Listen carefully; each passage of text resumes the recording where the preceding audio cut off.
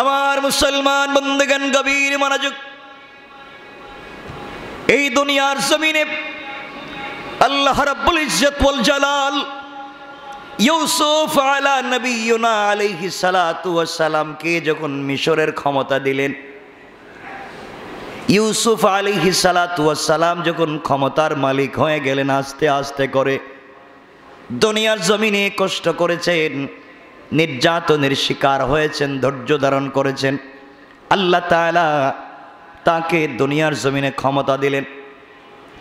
ইউসুফ আলাইহিস সালাতু ওয়াস সালাম যখন ক্ষমতার মালিক হয়ে গেলেন, এরপরে মিশরে দুর্ভিক্ষ দেখা দিল। দুর্ভিক্ষের কারণে মানুষের ঘরে খাবার নাই, আশেপাশের দেশগুলোও দুর্ভিক্ষে জর্জরিত হয়ে গেল। ইউসুফ আলাইহিস সালাতু ওয়াস সালাম সবার কাছে খাবার পৌঁছে দিতে লাগলেন। আমি ঘটনা বলছি না, আমি মূল উদ্দেশ্য বোঝাতে চাই। ইউসুফ আলাইহিস সালাতু ওয়াস সালাম একটা স্বপ্ন দেখেছিলেন। স্বপ্ন দেখবার কারণে তার ভাইয়েরা তার উপরে ক্ষিপ্ত হয়ে গেলেন। তিনি দেখলেন চন্দ্র সূর্য তাকে সেজদা করে, 12টা 10টা তারকাও তাকে সেজদা করে। স্বপ্নের কথা বাবার কাছে বলেছিলেন। বাবা যখন কথার জবাব দিচ্ছিলেন, তার ভাইয়েরাও শুনে ফেলেছিল। শুনবার কারণে ইউসুফকে কেমনে মারা যায়, আপন ভাইয়েরা যখন ফোন দিয়ে আটলো কেমনে মারা যায়, এক পর্যায়ে আপন ভাইয়েরা ইউসুফ আলাইহিস সালাতু ওয়াস সালামকে উলঙ্গ করে গর্তে ফেলে দিল। আল্লাহ রাব্বুল ইজ্জতুল জালালের কাছে ধৈর্য ধারণ করলেন। আল্লাহ বললেন, ইউসুফ রে, তুমি ধৈর্য ধারণ করো। যারা তোমাকে আজকে উলঙ্গ করে নির্যাতন করে আজকে গর্তের ভিতরে ফেলে দিয়েছে, এমন একদিন আসতেও পারে আমি আল্লাহ তাদেরকে তোমার কদমে হাজির করতে পারি। আল্লাহ পারেন কি পারেন না? পারেন কি পারেন না? আজকে আপনি দোকানের মালিক, 10 বছর পরে হতে পারেন আপনার দোকানের কর্মচারী দোকানের মালিক হতে পারে, আর আপনি মালিক কর্মচারী হয়ে যেতে পারেন। কে করতে পারে? ইউসুফ আলাইহিস সালাতু ওয়াস সালাম এক পর্যায়ে রাজ সিংহাসনের মালিক হলেন, দেশের ক্ষমতার মালিক হলেন। দুর্ভিক্ষ দেখা দিল, আর ওই তার ভাইয়েরা যারা তাকে নির্যাতন করে গর্তের মধ্যে গোলাম বলে ফেলে দিয়ে বিক্রি করেছিল, আল্লাহ তাআলা তাদেরকে বস্তা ভিক্ষার ছালা ধরাইয়া, ভিক্ষার থালা ধরাইয়া, ভিক্ষার বেগ হাতে ধরাইয়া ইউসুফের কাছে পাঠাইয়া দিলেন। আজকে ইউসুফ বাদশাহ, আর তারা ভিখারির বেশে ইউসুফের কাছে রিলিফের জন্য যায়। আল্লাহু আকবার। ইউসুফ যখন দান করতে লাগলেন, এমন সময় একজন ব্যক্তি এসে ডাক দিয়ে বলছে, ইউসুফ তুমি আমাকেও দান করো। ইউসুফ আলাইহিস সালাতু ওয়াস সালাম বললেন, যারা বন্টন করে দিচ্ছে তাদেরকে বলেন এই গোলামকে 1 সা দিয়ে দাও। 1 সা মানে 3 কেজি বা এর চাইতে কিছু বেশি। 3 কেজি গম জব এগুলা দিয়ে দাও, বা এর চাইতে বেশি কিছু দিয়ে দাও। তাকে দেওয়া হলো, সে আবার হাত পেতে বলছে আমাকে আবার দাও। ইউসুফ আলাইহিস সালাতু ওয়াস সালাম বললেন, তোমরা তাকে আবার দিয়ে দাও। সে আবার বলছে আমাকে আবার দাও। ইউসুফ বললেন, পুরা দুনিয়ার দুর্ভিক্ষ, তোমাকে যদি বারবার দিতে থাকি তাইলে পাবলিককে কি দিব? লোকটা ব্যাগ রেখে দাঁড়িয়ে গিয়েছে, আর ডাক দিয়ে বলছে, ইউসুফ রে, তুমি যদি আমার সম্পর্কে জানতে, তুমি যদি আমার পরিচয় জানতে পারতে, তাহলে তুমি আমাকে বারবার দিতে না, একবার এমন দিয়ে দিতে, এমন বেশি করে দিতে, তোমার যা আছে সব আমাকে দিয়ে দিতে। ইউসুফ বললেন, তুমি কে? তোমাকেই যে এত বেশি দেওয়া লাগবে। দেখেন না আমাদের দেশে রিলিফ বন্টন করতেছে, গরিবরা পাইব, এরা ধনীরাও লাইন ধরে, না দিলে চিনেননি আমারে। কথা কন না কেন? আমার চিনেন না, আমি কে? হেও রিলিফ নিত। আমার মুসলমান বন্ধুগণ, কথাগুলো দিল দিয়া শোনেন। এক পর্যায়ে ইউসুফ দাঁড়িয়ে গেলেন, বললেন, শোনো, কে তুমি যে তুমি বারবার পরিচয় দিচ্ছ? তোমাকে আমি চিনি না। কে তুমি? চাইলেই তোমাকে সব দিয়ে দিব, আমি তো তোমাকে চিনলাম না। লোকটা চোখের পানি ছেড়ে দিয়েছে আর ডাক দিয়ে বলছে, ইউসুফ আমি সেই আল্লাহর গোলাম, যখন তোমাকে জুলাইখা জেনার তুহমত দিয়েছিল তুমি আজিজে মিশরের দরজায় দাঁড়াইয়া ছিলে, তোমাকে হত্যা করা হবে, ফাঁসি দেওয়া হবে, তোমার পক্ষে সাক্ষী দেওয়ার মতো কেউ ছিল না, তোমার চরিত্রের সার্টিফাই করার জন্য কেউ ছিল না, তুমি জুলাইখার সঙ্গে জেনা করনি, জুলাইখাকে স্পর্শ করনি, জুলাইখা তোমার বিরুদ্ধাচরণ করেছে, তোমার চরিত্র নষ্ট করবার পরিকল্পনা করেছে, এই কথা পৃথিবীর কেউ জানে না, কেউ তোমার পক্ষে সাক্ষী দিতে দাঁড়ায় নাই, কেউ দাঁড়ালো না। ওই সময় কুলের বাচ্চা দুলনায় থেকে থেকে যেই বাচ্চাটা তোমার চরিত্রের সার্টিফাই করেছে, ওই দিন তোমার চরিত্রের সার্টিফাই করে যে বাচ্চাটা বাছাইয়া দিয়েছে, সেই দোলনায় থাকা শিশু বাচ্চা আজকে আমি বড় হয়ে গিয়েছি। আল্লাহু আকবার। ইউসুফ, ওই দিন আমি তোমার চরিত্রের সার্টিফাই করেছি, আমি বলে দিয়েছিলাম যদি জুলাইখা যেই কাজ করেছে, যদি দেখা যায় ইউসুফের কাপড়ের সামনের অংশ ছেঁড়া ইউসুফ দোষী, পিছনের অংশ যদি হয় ছেঁড়া জুলাইখা দোষী, এই কথা আমি বলে দিয়েছি। দুলনায় থেকে থেকে তখন দুধের বাচ্চা ছিলাম, আমার কথার উপরে তুমি বেঁচে গিয়েছিলে, আজ তুমি দেশের বাদশাহ। আমার তোমার চরিত্রের সার্টিফিকেট দিয়েছিলাম, কথা বলেছিলাম আল্লাহর হুকুমে, আর তুমি মাত্র আমাকে 3 কেজি গম দিলাম। ইউসুফ চোখের পানি ছেড়ে দিলেন, এ গোলাম আমার চরিত্রের সার্টিফাই করেছে, দাঁড়িয়ে বলেন একে এত কম দিলে হবে না, তাকে তোমরা 100, তাকে তোমরা এমন করে দাও 100 ইরদাব দিয়ে দাও, 100 ইরদাব দাও। 100 ইরদাব মানে কত? সহজ বাংলায় বলে দিই, তোমরা দিয়েছিলে 3 কেজি গম, এখন তোমরা শুধু এই লোকটাকে আমার পক্ষ থেকে দিবা 105 মন গম। আল্লাহু আকবার। কয় মন? 105 মন। ইউসুফ আলাইহিস সালামের কথা শুনে 105 মন গম ওই গোলামকে দেওয়া হলো। আল্লাহ রব্বুল ইজ্জত ওয়াল জালাল বুঝাতে চাইলেন, ইউসুফ রে, তোমাকে মাত্র একবার তোমার চরিত্রের সার্টিফিকেট দিয়েছে, চরিত্রের সার্টিফাই করেছে, এই জন্য তুমি খুশি হয়ে 105 মন গম তাকে দিয়ে দিলে। আমার যে গোলামেরা প্রতিদিন ফজরের সময়ে বলে সুবহানাল্লাহ, আমার গোলাম ফজরের সময় সিজদায় গিয়ে পড়ে সুবহানা রাব্বিয়াল আলা, আমার গোলাম ফজরের রুকুতে গিয়ে পড়ে সুবহানা রাব্বিয়াল আলা,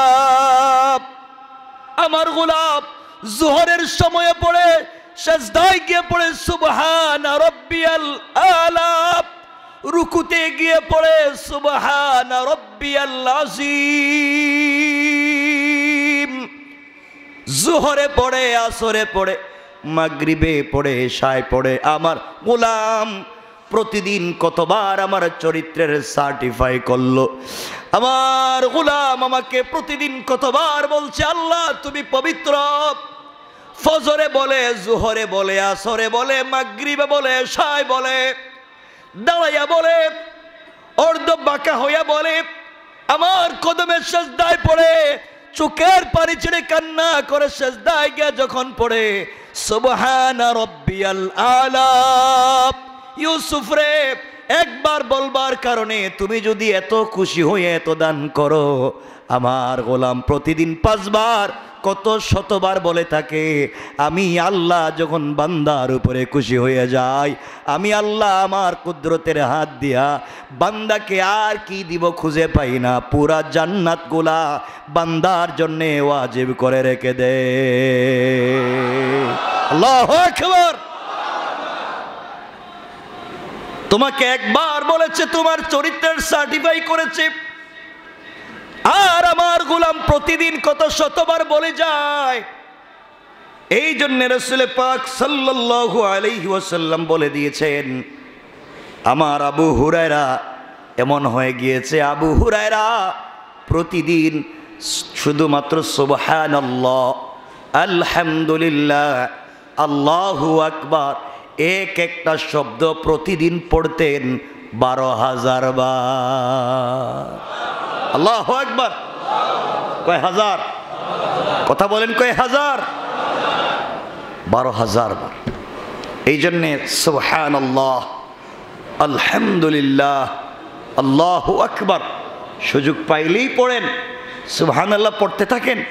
ইউসুফকে যদি একবার সুবহানাল্লাহ পবিত্রতা বলার কারণে এত দান করে আল্লাহ বলছেন, তাইলে আমি কেমন দিব? আমার বান্দা ফজর থেকে ঈশা বলতেই আছে সুবহান রাব্বিল আযীম, বলতেই আছে সুবহান রাব্বিল আলা। আল্লাহু আকবার জুড়ে পড়েন না, আল্লাহু আকবার। আরো জুড়ে বলেন না, আল্লাহু আকবার। আল্লাহ আমাদেরকে দিবেন, কথা বলেন, দিবেন, বলেন দিবেন। বিশ্বাস নাই? বিশ্বাস নাই? তাহলে রুকুতে গিয়ে তাড়াহুড়া করেন কেন? যে এখনই উঠে যাই, ইমাম সাহেব একটু দেরি করলে এত গরম হন কেন? সেজদায় গিয়ে একটু দেরি হইলে এত গরম হন কেন? এখানে এত তাড়াহুড়া কেন? আল্লাহর সাথে কথা বলতেছেন, পৃথিবীর কেউ নাই, একটু বেশি সময় নিয়ে কথা বলেন ইনশাআল্লাহ। এটাই তো জায়গা, রবের সঙ্গে কথা বলার জায়গা, তাড়াহুড়া করবার জায়গা নয়। আপনি দোয়া করবেন, আল্লাহ মওত দিলে তুমি সেজদায় দাও, মওত দিলে তুমি রুকুতে দাও। আল্লাহর কদমে সেজদারত অবস্থায় আমি আপনি মরে যেতে যদি পারি, এর চাইতে সৌভাগ্য আর নাই।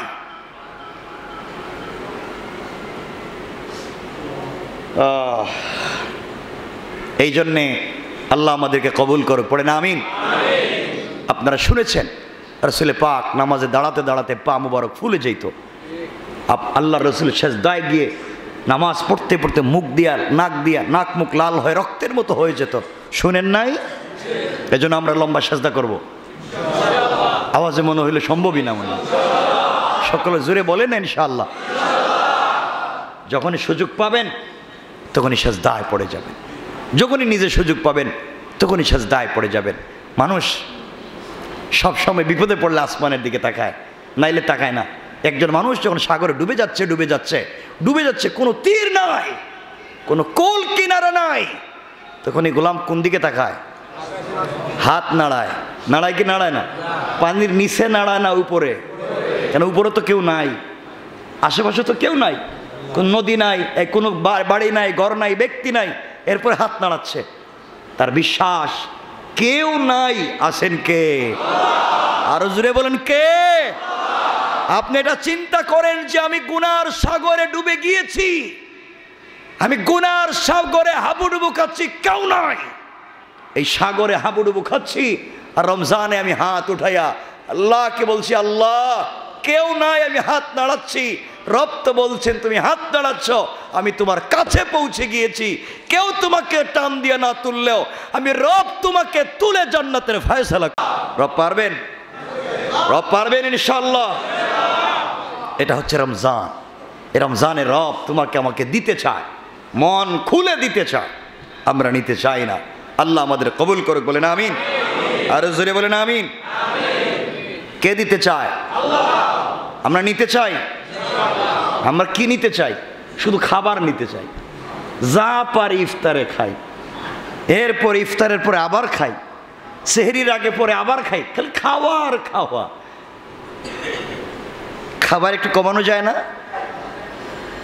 কেউ কিছু বলতেছে না, এখন চিন্তা করতেছে হুজুর এখন খাবারের বিরুদ্ধে লাগছে কেন? বলছে খাবার একটু কমানো যায় না?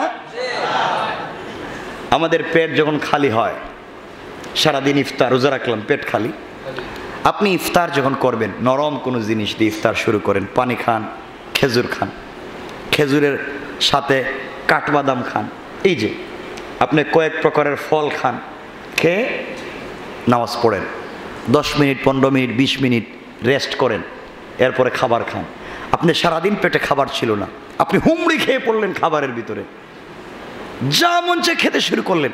আপনার ভিতরে খাবারগুলা যারা পরিপাক করে, এর হঠাৎ করে এতগুলা জিনিস পড়তে লাগলো, এটা তো আর পরিপাক যন্ত্র কাজ করতে পারলো না, আপনার গ্যাস হলো, আপনার আলসার হলো, আপনার কত হাবিজাবি হতে লাগলো, কেনে এত তাড়াহুড়া? আপনি একটু স্লো। রাসূল পাক সাল্লাল্লাহু আলাইহি ওয়াসাল্লাম পানি দিয়ে, খেজুর দিয়ে অথবা দুধ দিয়ে ইফতার করলেন, হালকা কিছু হালকা কোনো ফল খেলেন, সালাত পড়লেন, একটু সময় অপেক্ষা করলেন, এরপরে খাবার খেতে বসলেন। সুবহানাল্লাহ বলেন না? এখানে যদি কেউ সায়েন্সের স্টুডেন্ট হন অথবা মেডিকেল সায়েন্সের স্টুডেন্ট হন, অবশ্যই আমার কথার সাথে একমত হবেন। মেডিকেলে আপনি যাবেন, ডাক্তারকে জিজ্ঞাসা করবেন, ডাক্তার 100% এই কথাই আপনাকে বলে দিবে যে আপনি হঠাৎ করে খাবার খেতে যাবেন না, পানি পান করেন, অল্প খেজুর খান, বা আরও হালকা কোনো জিনিস, হালকা নরম কিছু ফল, মিষ্টি ফল, কিছু টক জাতীয় ফল, আপনি এগুলো খান, এরপরে নামাজ পড়েন অথবা আপনি হাঁটাহাঁটি করেন, এরপরে খাবার খান। আলহামদুলিল্লাহ বলেন না? আপনি হঠাৎ যদি গাড়িতে স্পিড দেন, কি মনে করেন আয়ারল্যান্ডে ধাক্কা খাইবেন? তাহলে পদ্মায় গিয়ে আপনি খাদে পড়বেন। হঠাৎ স্পিড দিলে তো হবে না, স্লো বাড়াইতে হইব। তো হঠাৎ সব খাবার, নামাজ শুরু হয়ে যেতেছে, যা আছে খায় ফেলে, ঠিক নেই? ঠিক কিতা এভাবে খাইলই কয় ঠিক? আমি কইতেছি না, এরা কই ঠিক। আমি বলতেছি এভাবে খাওয়া যাবে না, এরা কই ঠিক। এভাবে খাওয়ার দরকার নাই। আল্লাহ আমাদের কবুল করুক। নিজেকে বাঁচাও, নিজেকে সুস্থ রাখো, নিজেকে ভালো রাখো, আস্তে আস্তে করে খাবার খেতে থাকেন। আল্লাহ আমাদের কবুল করুক। পড়েন আমিন, জোরে পড়েন আমিন। যাক, তো এই যে কথাগুলো বললাম, রমজান আমাদের কাছে অনেক দামি, অনেক দামি। আল্লাহ রাব্বুল ইজ্জত ওয়াল জালাল বলছেন, ইয়া আইয়ুহাল্লাযীনা আমানু কুতিবা আলাইকুমুস সিয়ামু কামা কুতিবা আলাল্লাযীনা মিন ক্বাবলিকুম লাআল্লাকুম তাত্তাকুন। আল্লাহ রাব্বুল ইজ্জত ওয়াল জালাল বলছেন, হে মুমিনগণ, এই দুনিয়ার জমিনে যারা ঈমান এনেছে, আল্লাহ রাব্বুল ইজ্জত ওয়াল জালাল তাদেরকে ডাক দিয়ে বলেছেন, হে মুমিনগণ, আল্লাহ বলে দিলেন তোমাদের উপরে রোজাকে ফরজ করে দেওয়া হয়েছে, যেভাবে তোমাদের পূর্ববর্তীদের উপর রোজা ফরজ করে দেওয়া হয়েছে, লাআল্লাকুম তাত্তাকুন, যাতে তোমরা মুত্তাকি হতে পারো, যাতে পরহেজগার হতে পারো। আল্লাহ রাব্বুল ইজ্জত ওয়াল জালাল বললেন, রমজান যাকে তাকওয়া অর্জন করাতে পেরেছে, রমজান যার জিন্দেগি পরিবর্তন করে দিয়েছে, আল্লাহ তাআলা তার নামটা জান্নাতের লিস্টে উঠাইয়া দেয়, আর জাহান্নামের দফতর থেকে তার নামটা জীবনের জন্য কেটে দেয়। পড়েন সুবহানাল্লাহ। এই জন্য মনে রাখবেন, এই পৃথিবীতে আমাদেরকে তাকওয়া অর্জন করতে হবে। কিসের মাধ্যমে? কিসের মাধ্যমে? রোজার মাধ্যমে, সিয়াম সাধনার মাধ্যমে তাকওয়া অর্জন করতে হবে। বলেন ইনশাআল্লাহ। আরো জোরে বলেন ইনশাআল্লাহ। আল্লাহ রাব্বুল ইজ্জত ওয়াল জালাল বলছেন, রোজা, এই রমজান, এই রোজা হচ্ছে এটা তাকওয়ার মাস। আমরা যেভাবেই পারি তাকওয়া অর্জন করব। রাসূল পাক সাল্লাল্লাহু আলাইহি ওয়াসাল্লাম বলছেন, যদি কোনো মানুষ তাকওয়া অর্জন করতে পারে, তাহলে তার মানব জন্ম সার্থক হয়ে যাবে। আল্লাহু আকবার। তাহলে মানব জন্ম সার্থক হতে হলে শর্ত হলো মুত্তাকি হতে হবে। আল্লাহ পাক রোজাকে ফরজ করে বান্দাকে কষ্টের মধ্যে ফেললেও, সারাদিন খাচ্ছে না, একটু কষ্ট হলেও আয়াতের প্রত্যেকটা অংশে বান্দার প্রতি আল্লাহ ভালোবাসা ফুটিয়ে তুলেছেন। আল্লাহ রাব্বুল ইজ্জত ওয়াল জালালের পরে বলছেন, আইয়ামাম মাদুদাত, ও বান্দা, তোমার কাছে মনে হচ্ছে রোজা না খেয়ে থাকবো কতদিন? না, টেনশন করো না, কয়েকটা দিন, এই তো আইয়ামাম মাদুদাত, এই যে গণনার মাত্র কয়েকটা দিন, তুমি পারবা না? একটু কষ্ট করো না, ফজর থেকে মাগরিব পর্যন্ত কিছু খাইও না, কষ্ট হলেও এই যে আইয়ামাম মাদুদা, এই যে কয়েকটা দিন বান্দা থামো না, কিছু খাইও না। এরপরেও যদি তোমার খারাপই লেগে, অসুস্থতা চলে আসে, আইয়ামাম মাদুদাত, গণনার তো কয়েকটা দিন, তাও তুমি পারতেছো না, বুঝছি অসুস্থ হয়ে গেছো, তোমার মনে হয় প্রেশার লো হয়ে গেছে, আর বাঁচবা না মনে হয়, হাই প্রেশার হয়ে গেছে, ডায়াবেটিস নীল হয়ে যাচ্ছে, সুগার বেড়ে যাচ্ছে, বুঝছি ঠিক আছে। ফামান কানা মিনকুম মারিদান, ও তুমি অসুস্থ হয়ে গেছো, ঠিক আছে, বেশি অসুস্থ হয়ে গেলে তুমি রোজা রাখো না। আল্লাহু আকবার বলেন। কি দয়া কথা, বুঝছি অসুস্থ হয়ে যাচ্ছ, না রাখো না। আও আলা সাফারিন, ও তুমি সফরে বাইরে হইছো, কোথাও যাবা, দিনের কাজে অনেক দূরে যাচ্ছ, রাস্তায় কষ্ট হচ্ছে, সফরে ঘাম বের হচ্ছে, আর পারতেছ না, ঠিক আছে রোজা রাখবার দরকার নাই, দিনের কাজে সফরে থাকো, রোজার সওয়াব তোমাকে দিব। সুবহানাল্লাহ বলেন না। ফাইদ্দাতুম মিন আইয়ামিন উখার, যাও এরপরে এটা রেডি শেষ করে দিও। এরপর আল্লাহ বলছেন ওয়ালাল্লাযীনা ইউতীকুনাহু ফিদিয়াতুন তুআমু মিসকিন, বুঝছি তুমি অনেক অসুস্থ হয়ে গেছো না, আর সুস্থ হওয়ার সম্ভাবনা নাই, তোমার মন চায় রোজা রাখতে, কিন্তু আর মনে হয় সুস্থ হবা না, এত বেশি অসুস্থ, রমজানের পরে সুস্থ হওয়ার সম্ভাবনা নাই, ঠিক আছে রাখার দরকার নাই, তুমি ওয়ালাল্লাযীনা ইউতীকুনাহু ফিদিয়াতুন তুআমু মিসকিন, গরিবরে তুমি কিছু খাবার দিয়ে দিও, আর আমি তোমার রোজার তোমাকে সওয়াব দিয়ে দিব। আর কি ভালোবাসা দেখাবে। ফামান তাতাওয়া খায়রান ফাহুয়া খায়রুল্লাহ, কিন্তু যদি তুমি রোজা রাখতে, আফসোস অসুস্থ বলছি রোজা না রাখলে চলবে, কিন্তু যদি তুমি রাখতে তোমার জন্য কত ভালো ছিল। ফামান তাতাওয়া খায়রান ফাহুয়া খায়রুল্লাহ, তুমি এটা বুঝতে আর তুমি যদি কল্যাণকর কাজে এগিয়ে আসতে, তাহলে তোমার জন্য কতই না উত্তম হতো। ফামান তাতাওয়া খায়রান, এই কাজটা উত্তম কাজটা যদি করতে, ফাহুয়া খায়রুল্লাহ, তোমার জন্য কতই না উত্তম হতো। যাক ওয়া আন তাসুমু খায়রুল লাকুম, কিন্তু রোজা যদি রাখতে তোমার জন্য কত উপকার হতো। অসুস্থ হয়েছো তো কি হয়েছে, যদি রাখতে পারতে, সফরে হয়েছো তো কি হয়েছো, যদি রাখতে পারতে। আল্লাহু আকবার বলেন, আল্লাহু আকবার বলেন। ইন কুনতুম তা'লামুন, যদি তুমি বুঝতে রোজায় কি স্বাদ, যদি তুমি বুঝতে রোজায় আমি কি দেই, যদি তুমি বুঝতে কেন বলতেছি বান্দা রাখ, যদি বুঝতে অসুস্থ হইলেও রাখতে, যদি বুঝতে সফরে থাকলেও রাখতে, যদি বুঝতে ফিদিয়া না দিয়েও রাখতে।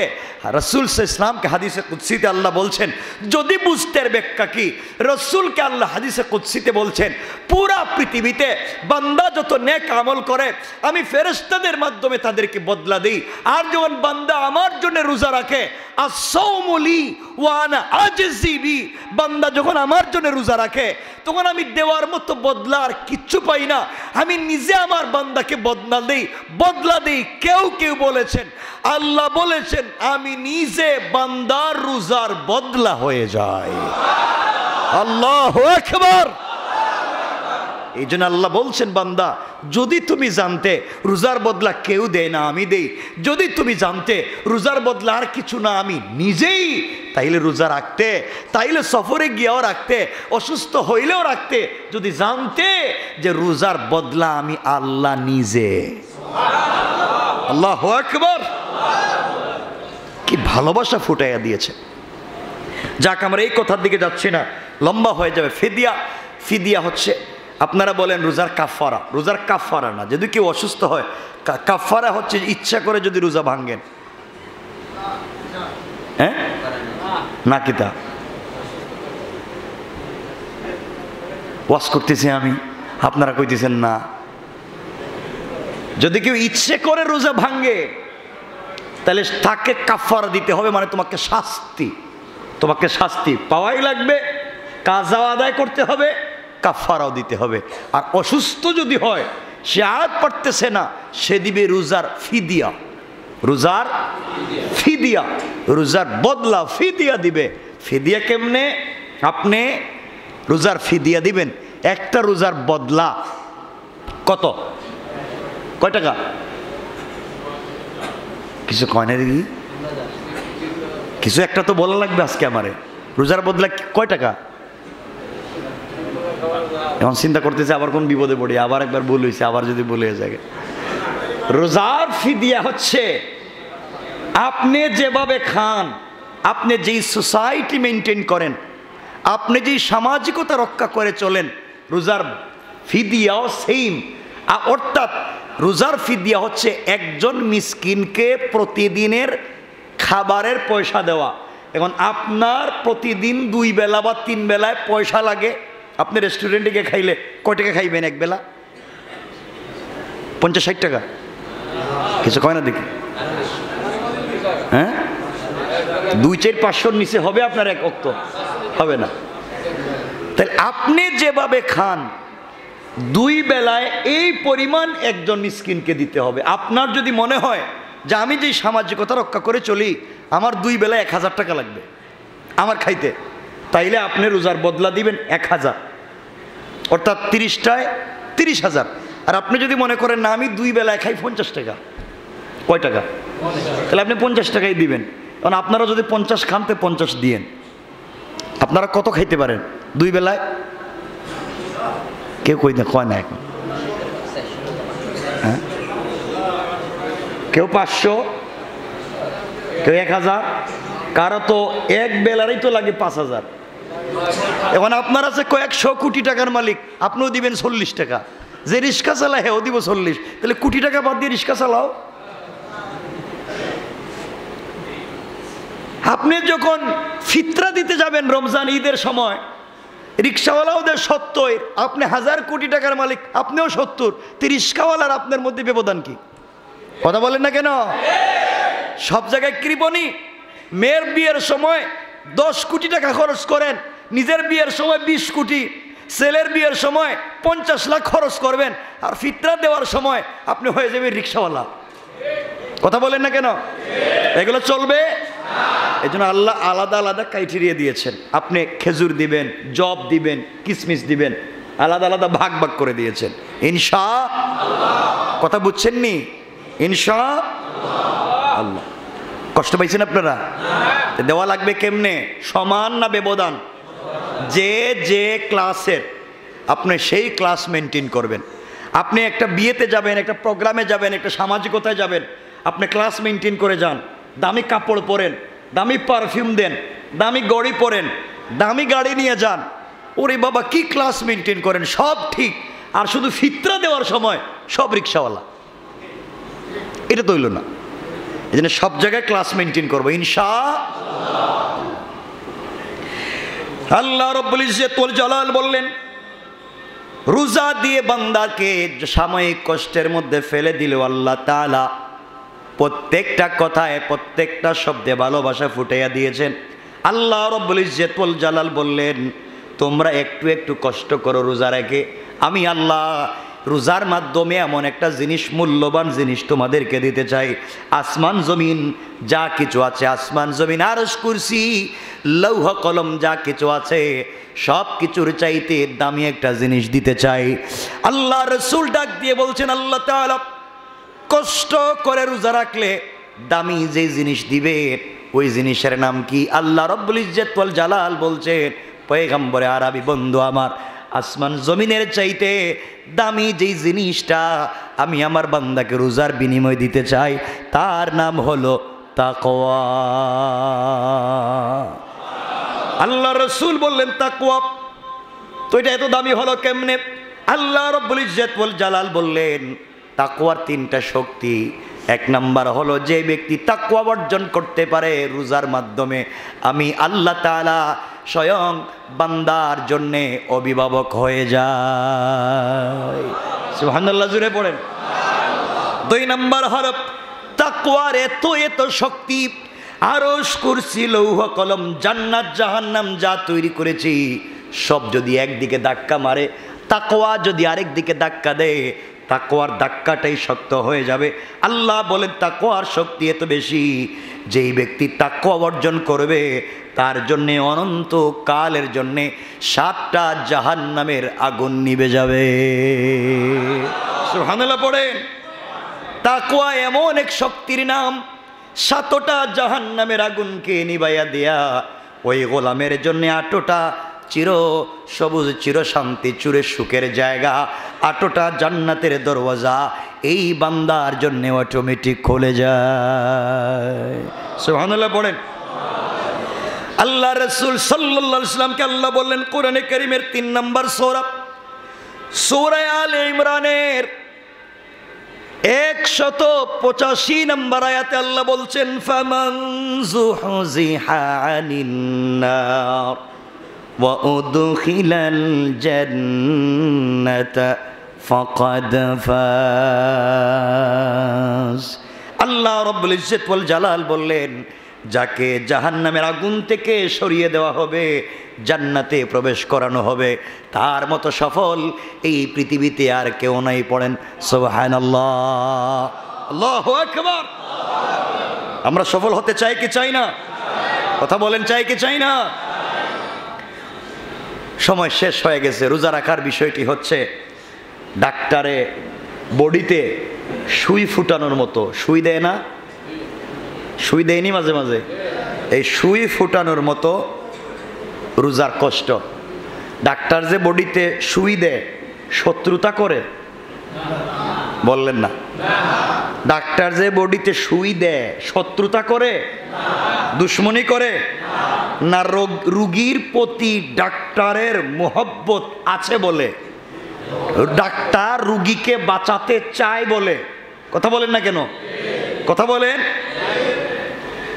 তার রোগ দূর হয়ে যাক, সে সুস্থ হয়ে যাক, ডাক্তার দেহের চিকিৎসা করে, সুই দেয়, সেলাইন দেয়, অপারেশন করে। কেন? রোগ বাড়ার জন্যে না কমার জন্যে? সুস্থ করার জন্যে না অসুস্থতার জন্যে? আমাদের দেশে মাঝে মাঝে উল্টাপাল্টা হচ্ছে, এগুলো আবার বুঝছেন না আপনারা। আমাদের দেশে তো দেখবেন চিকিৎসা গেছেন, অ্যানেস্থেসিয়া দিয়ে মানুষের মাইরে ফেলায়। কথা বলেন না কেন? আছে না নাই? অ্যানেস্থেসিয়ার নাম করে মানুষকে মেরে ফেলছে, সুন্নতে খতনার নাম করে জীবন্ত বাচ্চাকে হত্যা করছে।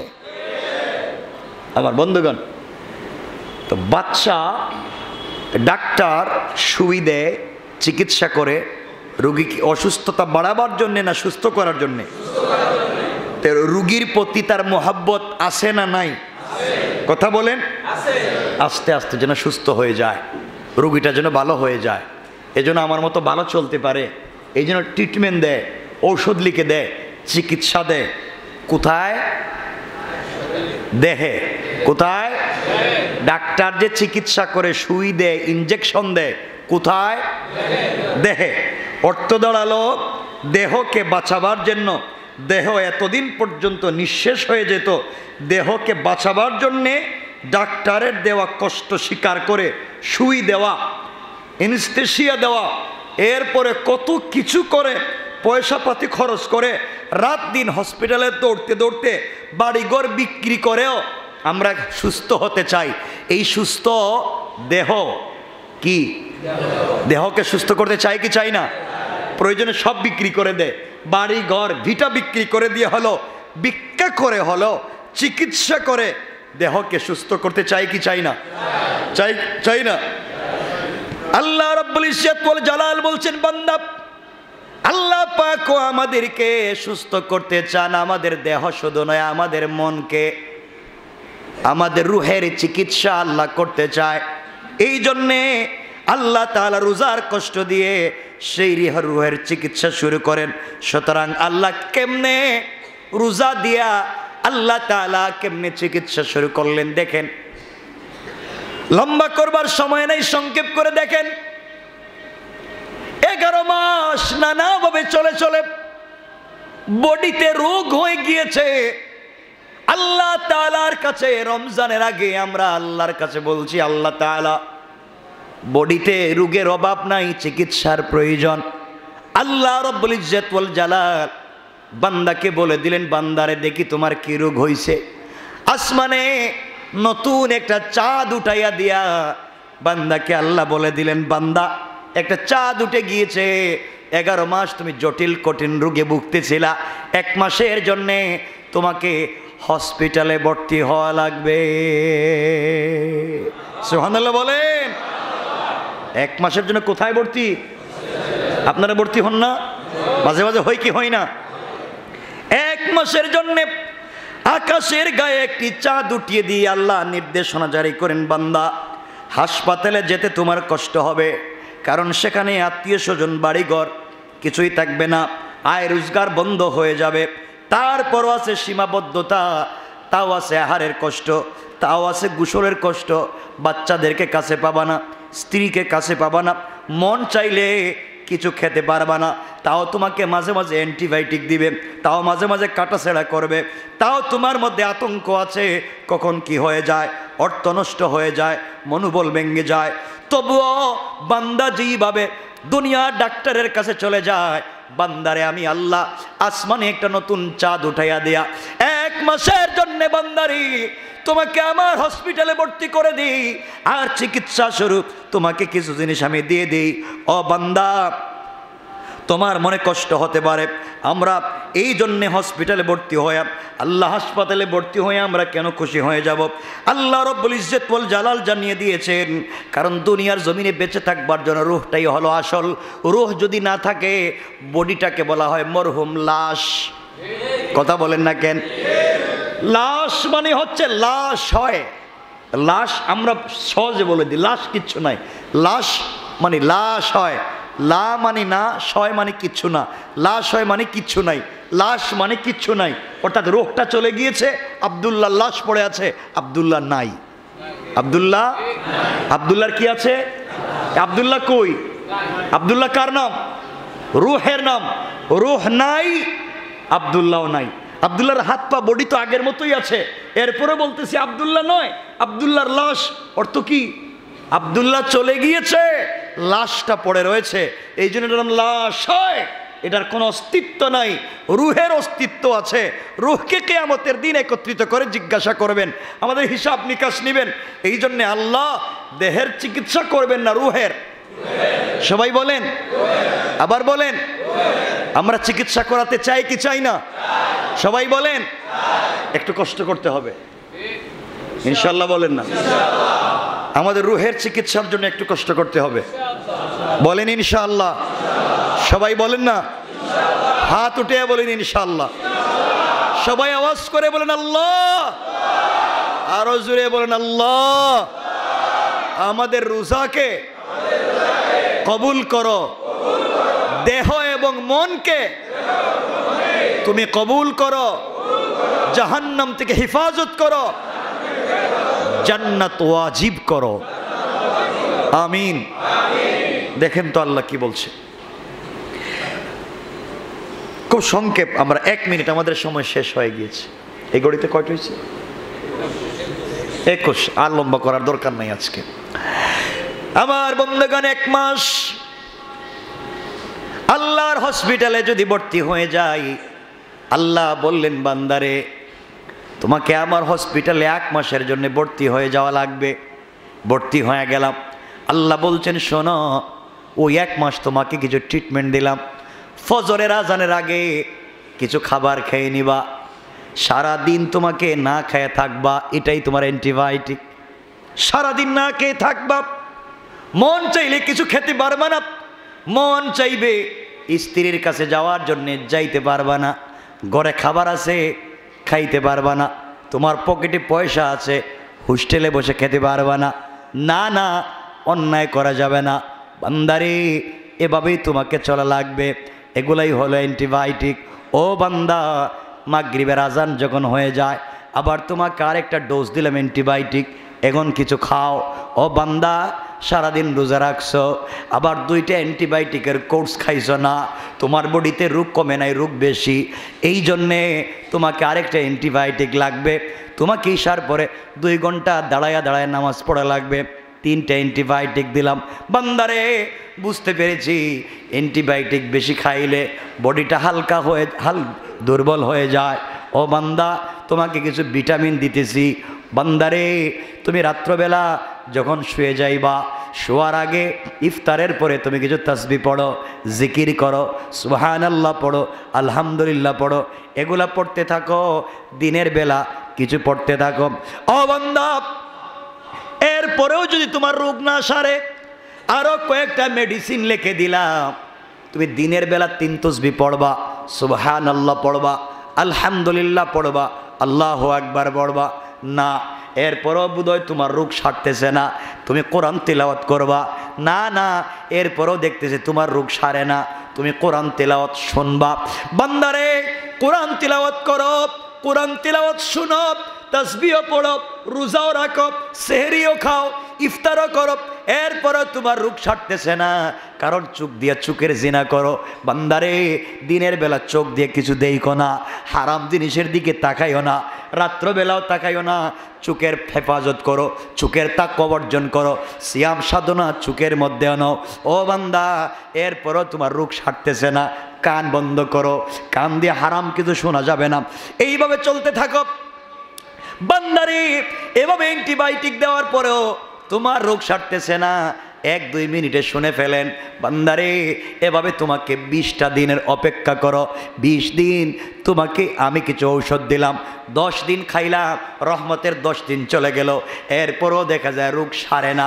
আল্লাহ বললেন আরও 10 দিন বাকি আছে, এই 10 দিনে কোর্স কমপ্লিট করে টাইম টু টাইম তোমরা খাও, অর্থাৎ টাইম টু টাইম ইফতার করো, টাইম টু টাইম সেহরি খাও, 5 ওয়াক্ত নামাজ জামাতে পড়ো, রুটিন মতো তসবি পড়ো, রুটিন মতো তোমরা তারাবিহের সালাত পড়ো, টাইম টু টাইম। আরও 10 দিন, আরও 10 দিন ঔষধ খাওয়ার পরেও দেখা যায় রোগ সারছে, বলেন সারছে? দেখা যায় সারে নাই। একটানা 20 দিন ঔষধ খাইলাম, কিসের ঔষধ? সেহরি খাইলাম ঔষধ, ইফতার করলাম ঔষধ, তারাবি পড়লাম ঔষধ, জিকির করলাম ঔষধ, তসবি পড়লাম ঔষধ, তাহাজ্জুদ পড়লাম ঔষধ, এরপরও দেখা যায় রোগ সারে না। আল্লাহ এরপর রোগ সারে না।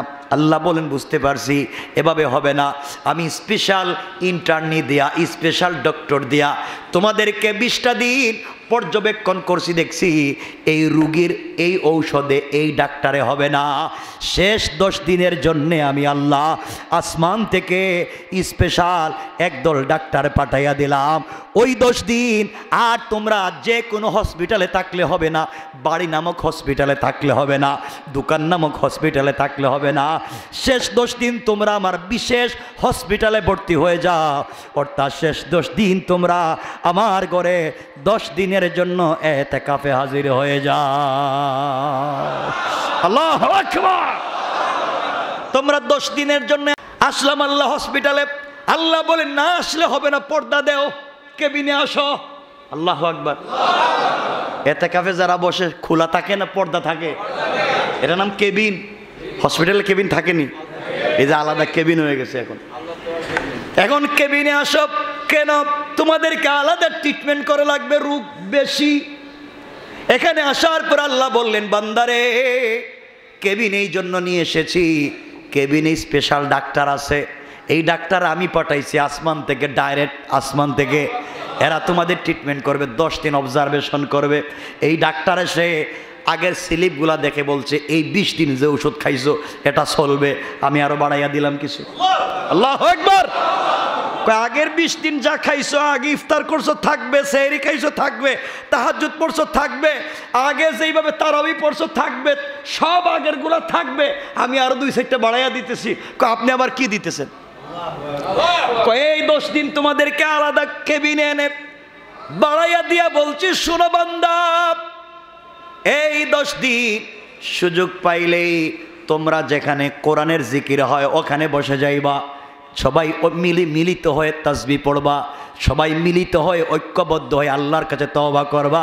আল্লাহ বলেছেন ওয়াতাসিমু বিহাবলিল্লাহি জামিআন ওয়া লা তাফাররাকু, তোমরা ঐক্যবদ্ধ হয়ে আমার রশিকে ধরো, একসাথে যদি ঐক্যবদ্ধ হয়ে ধরো তওবা করো, আমি আল্লাহ কারো না কারো তওবাকে কবুল করে তোমাদেরকে মাফ করে দেব।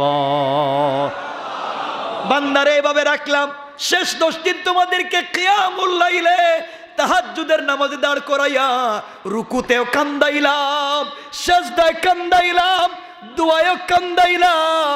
এই 20 দিনের ট্রিটমেন্টে তোমাদের কমে নাই, এই 10 দিন আলাদা ট্রিটমেন্ট দিয়া তোমাদের চোখ থেকে পানি ফালাইয়া মাথার চুল থেকে পায়ের পাতা পর্যন্ত যত রোগ আছে সবগুলা রোগকে আমি সারাইয়া দিলাম।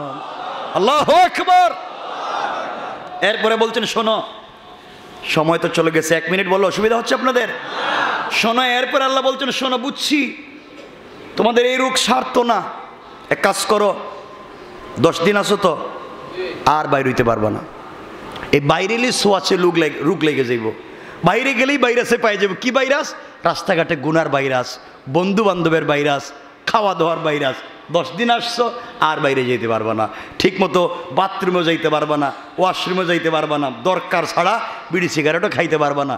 এখন আগে যে 20 দিন আমরা যে ওষুধ খাইছিলাম, ওষুধের সাথে মন চাইলে বিড়িও খাইতে পারতেন না। কইতেছে হেরা ফিরিস্তা, হেরা সিগারেট খাইতো না, মানে রোজা রাখতেও পারতেন, রাত্রবেলা বিড়ি সিগারেটও খাইতে পারতেন। কিন্তু এই 10 দিন যে আপনি এখন কেবিনে আসছেন, এখন চাইলে আর সিগারেট খাইতে, আর বউ বাচ্চা চাইলে দেখতে, তাইলে আগের চাইতে একটু বাড়ছে।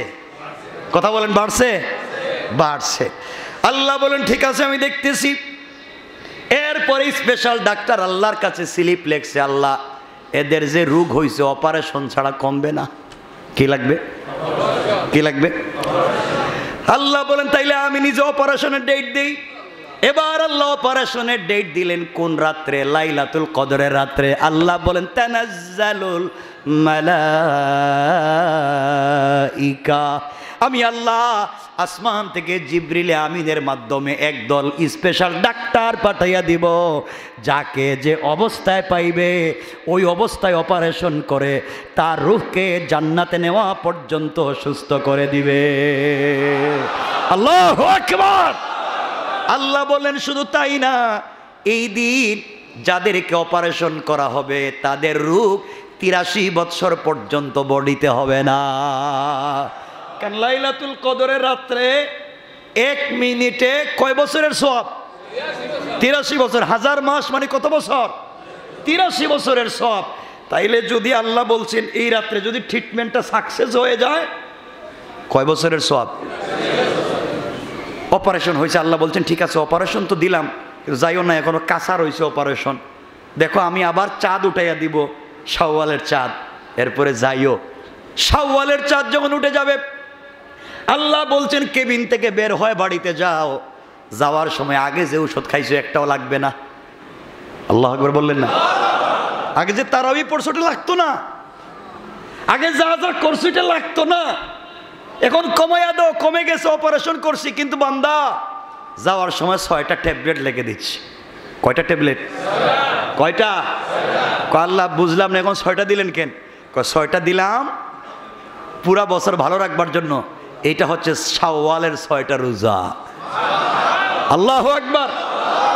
একে যদি 10 হয়, 30 রোজায় 300, আর 6 রোজায় 6 10 60, তাইলে 360, 360 দিনে বছর। আল্লাহ বললেন 6টা রোজা দিলাম, 6টা ট্যাবলেট দিলাম, ওগুলো 6 দিন খাইও, তাইলে পুরা 12 মাস সুস্থ হয়ে যাইবা। আর আগামী বছর আইলে আবার দেখবো বডিতে রোগ আছে। আল্লাহু আকবার। আরো জোরে বলেন আল্লাহু আকবার। আল্লাহ আমাদেরকে কবুল করুক।